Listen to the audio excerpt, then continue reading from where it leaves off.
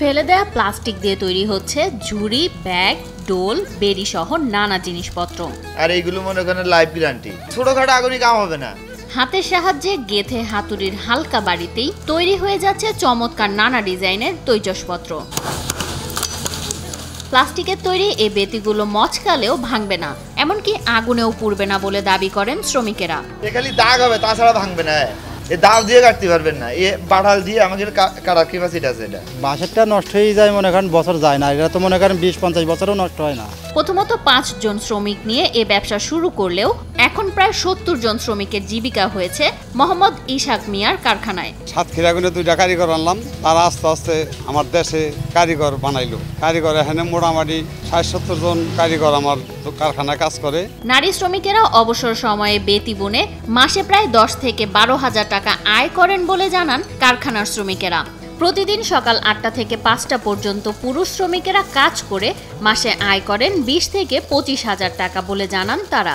মাসে 20-25 হাজার টাকা স্যালারি পড়ে, কোনো 30 হাজারও পড়ে, 35 হাজারও পড়ে। এ দেখা যায় একটা ডোল বানাইলে দেখা যায় আমাকে 1200-1300 টাকা রোজ পড়ে। 20 টাকা কেজি, একদিন 200 হয়, আবার 300 হয়, আবার 400 হয়। টাঙ্গাইলের নাগরপুরের বেড়াপোষা গ্রামের পরিত্যক্ত প্লাস্টিক থেকে কর্মসংস্থান হওয়ায় সুন্দরভাবে জীবনযাপন করছেন বলে জানান স্থানীয় শ্রমিকেরা। আগে তো বয়ে থাকছি, আমি তো মনে করেন যে কাজ কাম যা করি এটাকেই খুশি আমরা। সারাদিন সকালে রাইন্দের থুয়ে আহি, দুপুরে যাই, আবার বিকেলে আহি। আগে তো বসে থাকতাম, চলা কষ্ট হইতো, এখানে তাও কাজ করা হারি দিকে একটু চলা হারি। বসুন্ধরা টিস্যুতে ছাড়ের ছড়াছড়ি। বসুন্ধরা টিস্যু নিয়ে এলো নিশ্চিত ছাড়।